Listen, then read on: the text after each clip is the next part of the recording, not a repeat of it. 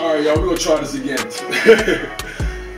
Y'all are tuning in to the Let's Be Honest podcast. I'm here with my man Tristan Epps. What's going on, y'all? And we're gonna have a dope episode. Now, before we shot this recording right here, we recorded for like a good 10 minutes and we didn't even catch it. But nonetheless, we tried it again and we're gonna get it down, Pat. We're gonna get it right. Technical difficulties. I'm trying to build the podcast from the ground up. Y'all know how it is. We are trying to really invest yourselves in something. So bear with me.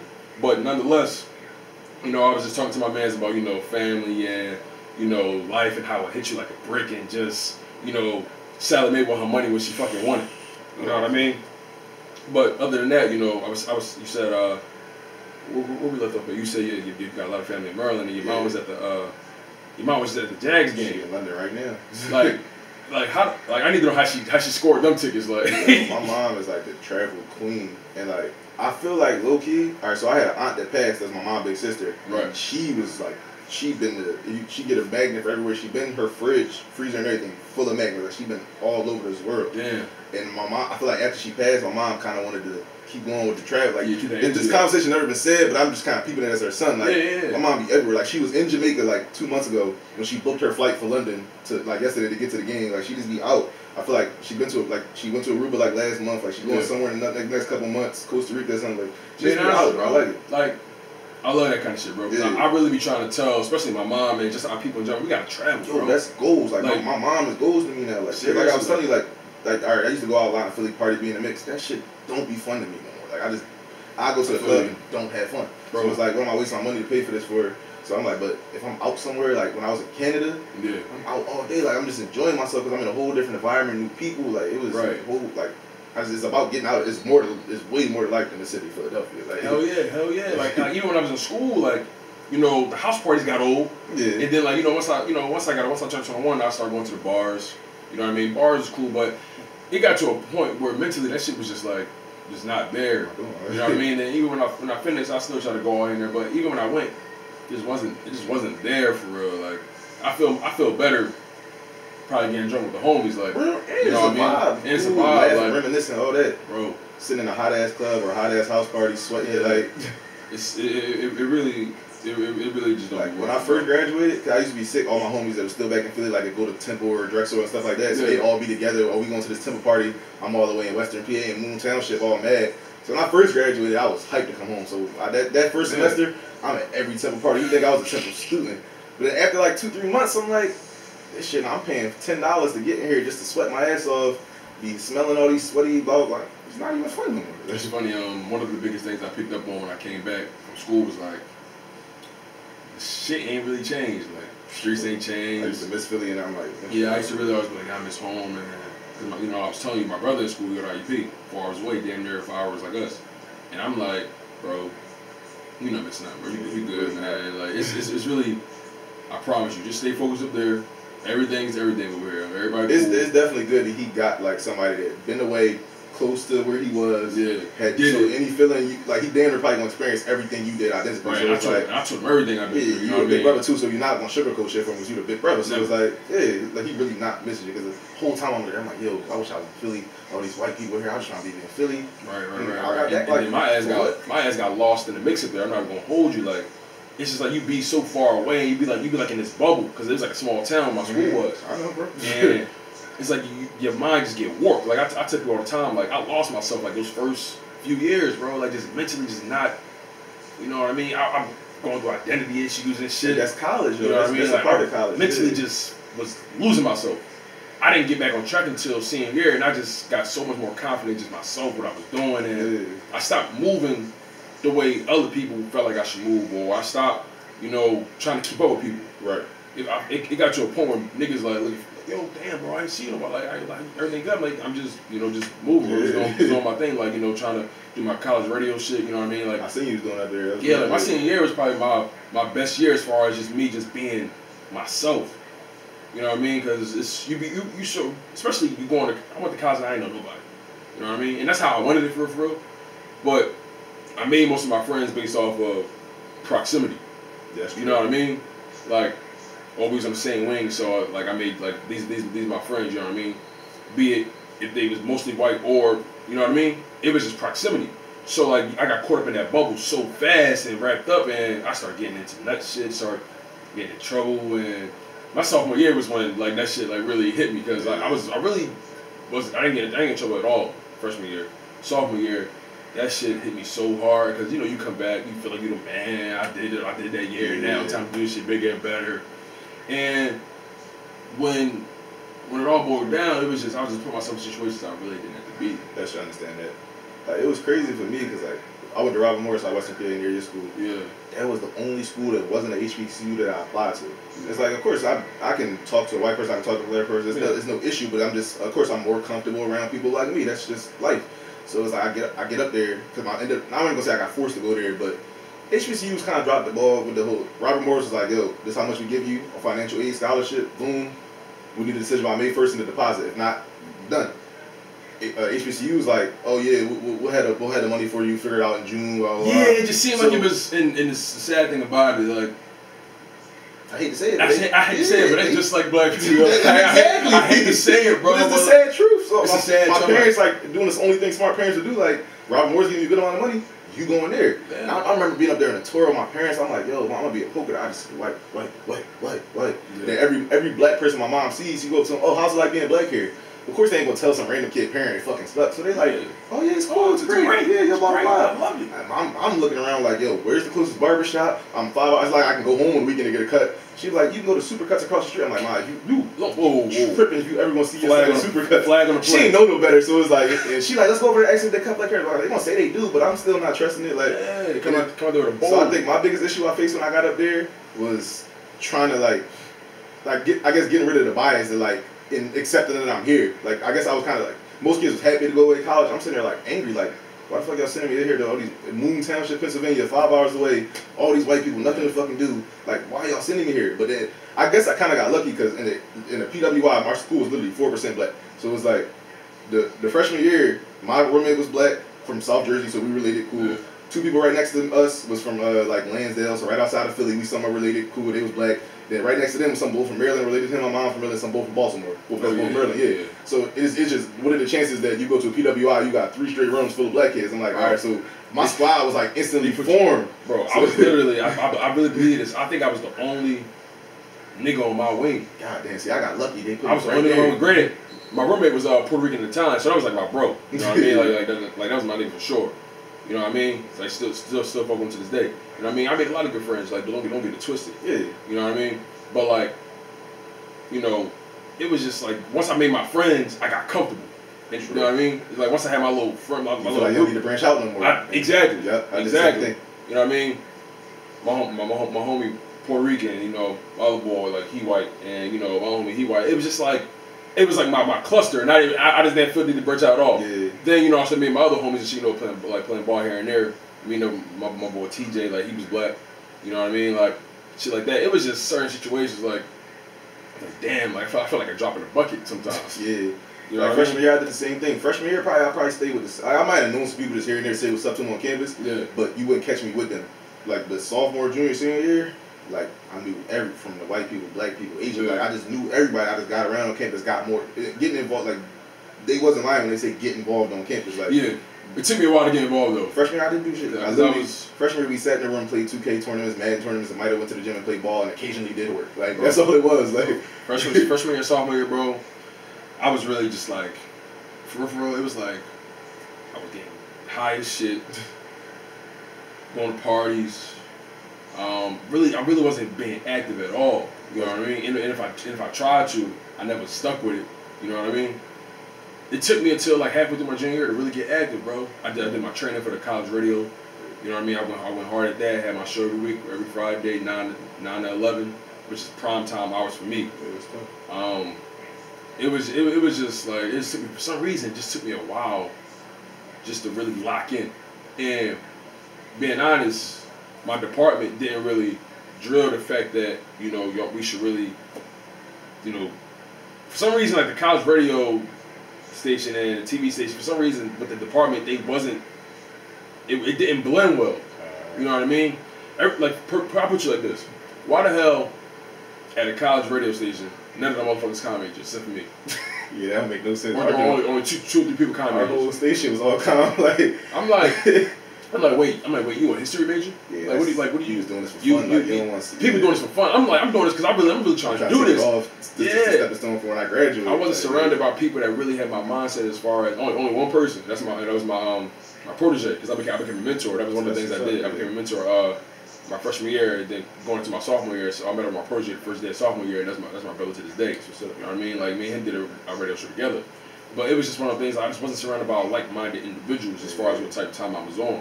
And I was telling you, I didn't get locked in until senior year for because that's hindsight 2020. But imagine if you started the radio show freshman year, like where you would have been senior year, how much more skills you would have had. Yeah, for sure. But nonetheless, I don't really I try not to harp on it. Yeah, it's no regrets, but it's like because at some point everybody path different. Yeah. And I try to keep this in mind, like regardless,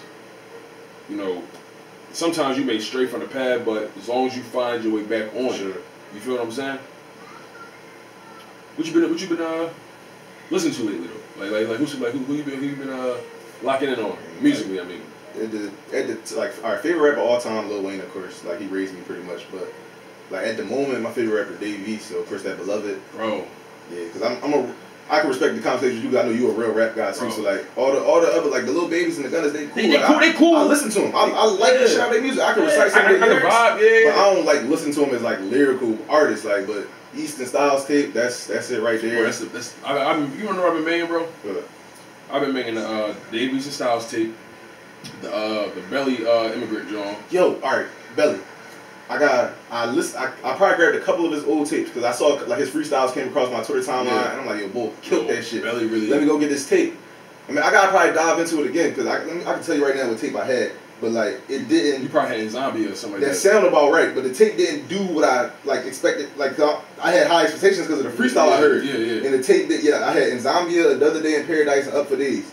So I'm like, I probably didn't listen to them all through and through, but it just didn't give me what I was looking for. If I'm gonna recommend anything from Belly as far as like his lyrical ability, because he could with that songs and he could do lyrical. Because he with the EXO camp for okay, all right. He signed to the Weeknd. All right. But he signed to Roc Nation, but he affiliated with EXO. Like he signed to that label, I guess like a partnership or something like that. But like, being with that camp, I don't want to say it kind of forced you to be real like melodic to a degree, but like, he blended well. But if I really had to recommend like some projects from Belly, Immigrant, that's the last one he just came out with. And before that, he had Mumble Rap.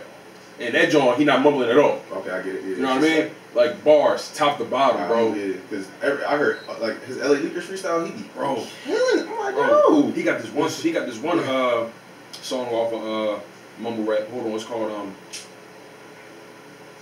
he got this one song, it's called Lullaby, bro.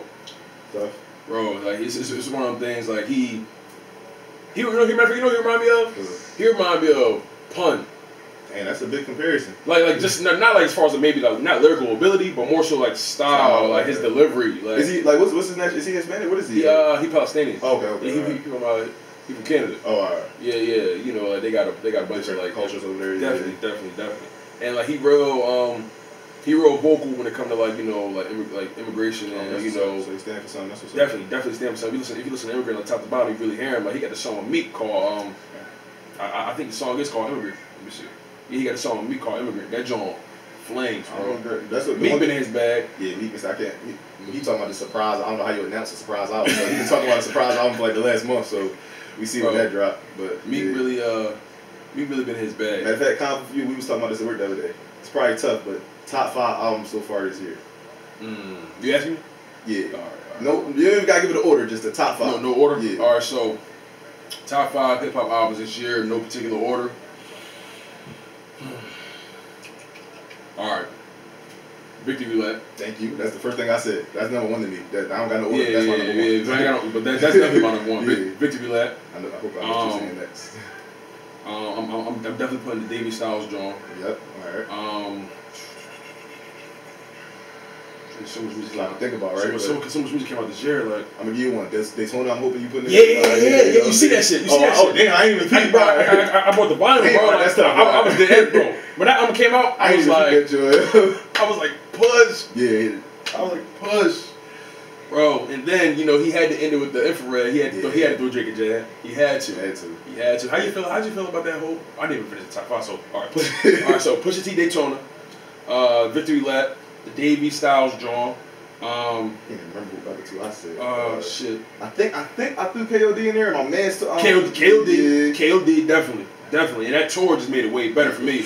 I ain't gonna lie, the tour. Bro, what? Every time I listen to the album now, it's like I get chills, bro. It's a different vibe to me now. Like, it's just so many.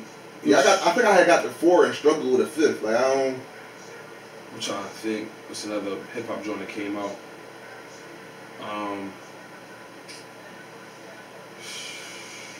Man, it was really just so many projects. I'm not gonna hold you. Like, if I'm really going back, I really think I got the 4. And like I think we even put up the list of albums that came out because we just do bullshit at work, right? Yeah. And I still couldn't pick a 5th. like just pure hip hop. Yeah, because I'm gonna throw. Somebody said maybe Astro World, but I was like, I don't know. I mean, like that's definitely one of the top albums of the year for sure. But I mean, if I'm just going strictly like trying to keep it real, organic, rap, because Astro World is like melodic. Yeah. And the thing about Astro World, I feel like Sicko Mode may have outshined the album as a whole. Like, it's funny you said that. I never even thought about that. I could probably name 2. I can name Yosemite and Sicko Mode, but I've listened to the whole album. So I love the whole album. One of my favorite songs off of is No Bystanders. He bodied that joint. But that's not the joint he like says BYOB. I told his body. When I first heard it, I had to run that back. I'm like, oh, Travis rapping. He said, Bicentennial man, put the city on slam. She get trippy up Zan's. Like, oh, he rapping. Okay, he rapping. I didn't know he had that. Like, well, I used to listen to old Travis. Right. Yeah, I know. I still went back to that. Like, yeah. But yeah, so all right, Daytona, Nipsey Hussle's Victory Lap, KOD, the Davey Styles Drawn, and the last one I might just throw if. It's like I always get a solid 4. Yeah. If I want to throw. Not Stay Dangerous was good. I thought about this. I was like, it was good, but it's not. It was good, but still Brazy and My Crazy Life was better. Yeah, that's why it's hard to put that in. All right, you know what? I'm gonna give it to Don Q. Don Season 2. I forgot about that joint. That joint was hot. That joint was real hot. I'm gonna give it to that. I'm gonna give it to that because if in these days you can't even. I don't even call shit albums. I just say projects. That's what. Davey's my favorite rapper. Nigga done dropped. Oh, J-Rock Redemption. I'm tripping. I'm tripping. Oh my God. But I was saying like he's my favorite rapper, and I was listening to him for probably 3-4 years now. I got put on to him by his first Breakfast Club interview. I'm like, let me listen to this book. Yeah. Nigga done dropped probably 5-6 projects since in the past 2 years. His debut album still hasn't came yet, so I'm like, all right. Like, so none of the, I thought, so fucked up. Somebody was telling me Kyrie Chanel was a mixtape, bro. I'm like, no, that's the debut. Like, but I'm like, he said it's just the next project he dropping is his album. Technically, that's what he's been saying. See, I can't. That's just the way the game been changing. Yeah, I mean, I ain't mad at it. Get your back for sure. And good music out of it, but and if you think about it, it's kind of taking away the whole like. You know how it used to be a real strong difference between an album and mixtape sound? Yeah. You know what I mean? It's kind of blending that line now. Only thing I see when I think could just be, I mean, like I said, Wayne. So when I think mixtape, I'm thinking I'm gonna take your beat and do it better than you. Yeah. That's the Wayne I know. That's the mixtape I know. But nowadays it's just original songs on mixtapes, and there's nothing wrong with that. But it's just not what I'm necessarily used to.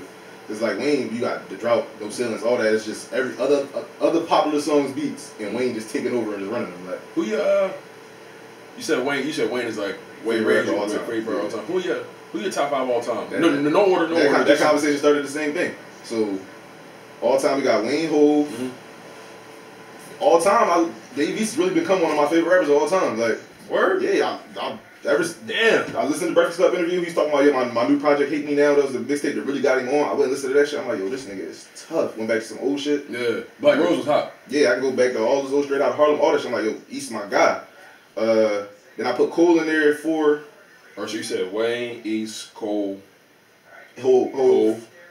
Then like it was King Los. That's my guy. Like you know what's so great? I never could get into Los, bro. He can't make. I knew he could rap. Yeah, he can't make. I hate to say he can't make a song to save his life, but just straight lyrical raw talent. And sometimes like I've heard, I used to be real biased about it, but now I can more so understand. I don't want to call it elementary because sometimes it make you think, but like his style and his pattern sometimes is like unorthodox. yeah, like for lack of better words, I want to say childish. Me and my girl was driving to Maryland the other day, and I was just blasting like Los through her ears, and she was like, all right, he's good, but like I can't listen to him like 10 songs in a row because his style is weird, but just straight lyrical ability. Like everybody heard the shit like hotter than the devil with a fever and the leather and the beat and the sweater. Like that shit, he hot. Like I just so. That's what I'm saying. Like I know he could rap. Mm-hmm. You know what I mean? Like it's funny. People get on Jordan Lucas about that. Yeah, my man said the same thing. I like Jordan too. I like Jordan too. I like Jordan too. Yeah. I think he found that balance with the joint I love. Yeah, Jordan got better. Then he started doing these songs with Chris Brown. Like, he ventured out a little bit more. Like, because my man used to. We know you can rap. Yeah. We know you can rap all day. We know you can rap. Now what? Like, can you make a song? And Los can you monetize that? Cannot do that at all. Like I hate this. I mean, he's been trying more with his new. See, I want him to find the perfect balance where it's like, give me some lyrical shit in a song, kind of. But I guess that's just me being a super fan. But like, because most of the popular songs that make the radio, they ain't really talking about shit, but just what the people want to hear. So it's like, but when he goes to try to make a song, it's just like I don't even know what the hell he's rapping about anymore. Rather than when he just on his raw rap shit, it's just all bars. So I could like that. But I understand. I feel you. I feel like it's been a dope year for hip hop this year just because so many projects been coming out back to back. But QC is killing the QC running the game. Even if I didn't care for the Quavo Honcho project, I ain't gonna lie, bro. I feel like that joint was just a bunch of hooks blended. Yeah, like, and I don't want to be, I always be feeling like the old head, like, no, it's not lyrical. I can't like it. No, it's not even that, bro. That's what I'm saying. It's not that. I like Baby and Gunna. They tough and they not lyrical. My favorite Migos Takeoff. Yeah, Takeoff. I think Offset my favorite because like I just like Offset flow. Like he can flow on any type of shit. But that's true. That's true. Quavo is like if you not, I don't really just do a hook. Like what are you rapping for? Because like this nigga's attitude like a candle she lit. I'm like, yo, what are you talking about? Like like, it's just, and then I felt like he just in my opinion, this shit debut solo project. I expected. How can I put for lack of better words I just expected more. I guess I expected something a little bit more personal from you. Yeah, but then again, I expected just a little bit more variations in your. To play devil's advocate though, like when I can't, like when are they? I feel like to be personal, you kind of gotta have the lyrical ability because it's like I'm telling you about my life. Yeah, that's true. And it's not a conversation. I gotta figure out a way to make this rhyme good in a song. Maybe not personal. Maybe more so. I think I expected him to just experiment more with just his sound.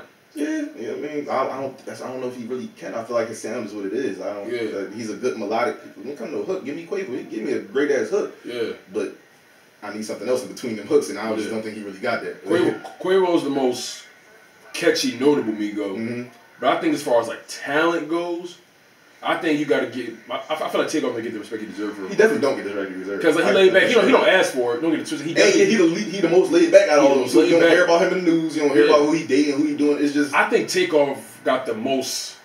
How do you by the sound of his voice and the way he rap, because he don't use the auto-tune like them, like that much at all. But I feel like he got the most ability to rap on. Like, how can I word this shit? Like, all right, if they gave all them a list of beats, I feel like Takeoff could rap on more beats than they could. I can see that. I can definitely see that. If that makes sense. I can see that.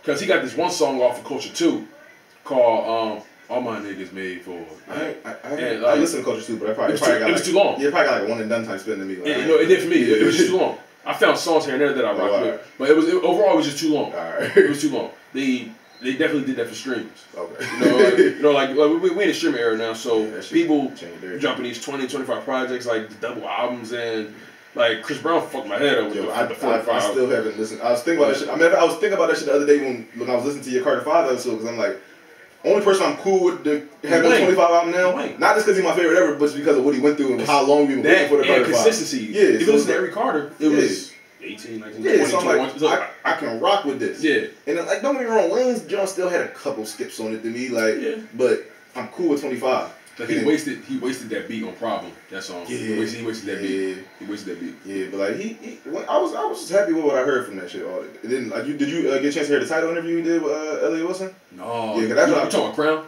Yeah. No. I didn't watch that. Yeah, so it was like he was saying most of this shit is still 4 years old.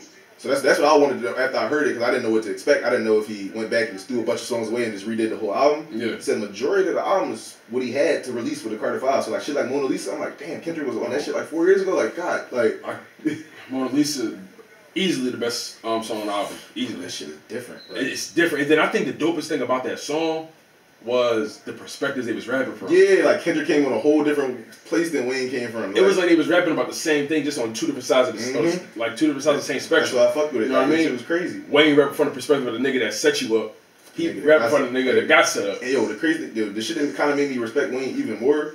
During the Crown interviews, like they took questions from the crowd. Yeah. And the girl started rapping his top back freestyle from the drop 3. Like I like my beat down low and my window slightly cracked with a ride with a bad hoe. That's the first. That's all she did. She started rapping. She like, you need to get back to this, something like that. And she was like, Wayne really looked clueless. He was like, that's hot. Is that me? And she was like, yeah. He was like, I never heard that in my life. Like this nigga legit doesn't write. Yeah. Like everybody say it, and I sometimes don't believe it. But when it comes to this, I believe him. He don't. The nigga said he was like, he had to apologize to Jimmy Kimmel. He was like, yeah, I didn't know the lyrics. Like they had to help me with my lyrics, my own song. Yeah, He's like, they write it down for him. I just get in the booth and I just go off how I'm feeling with the beat. Like that's talent, bro. And to be regarded, like if niggas say he fell off, that's my thing about Wayne. Even in that Howard looked like the 3-4 year period, everybody saying Wayne fell off, Wayne don't got it no more. If you really put him up against most of the niggas that was rapping at the time, because we hold Wayne to a higher standard. But if it's kind of like, put like the best analogy I can use is say Brian go out tonight, have like 17, 4 and 4. That's a solid ass NBA game. But the Brian is a bad game. But he's still probably better than most of the niggas in the league with that type of game. Of course. So Wayne, even though it wasn't what we were used to hearing from him, but it was still just as good as most of the shit y'all was listening to, but y'all just holding Wayne to a higher standard. Of course. So it was like, it's sometimes you're a victim of your own success. You know what I mean? People like once you set the bar so high, like Wayne blessed. Like in my opinion, the weakest Carter was Carter 4. Yeah. It was only maybe about 3 or 4 songs I go back to on that. My favorite Carter is Carter 3. You got it. That's the first album I ever bought. Being honest, like first album I ever spent money on. I think the first album. I think it's funny you said that. I think the first album I ever bought my own money. I think it was. I think it was Wale's Attention Deficit. That was a good ass. Wale. See, that's I lied. It was Kanye West's 808s and Heartbreak. Yeah, that was the first album that's I bought my own money. That's really why I hate the top 5 conversation. I didn't even think about Wale when you just said that, and I love Wale. Like it's just so hard to narrow that shit down to 5. Like, and I wanted to add Kiss to my top 5. I couldn't. Like, I feel you. I think I picked my top 5 because my top 5 kind of like they all rap about different shit. I believe. Like my top 5 was so here go my top 5, no particular order.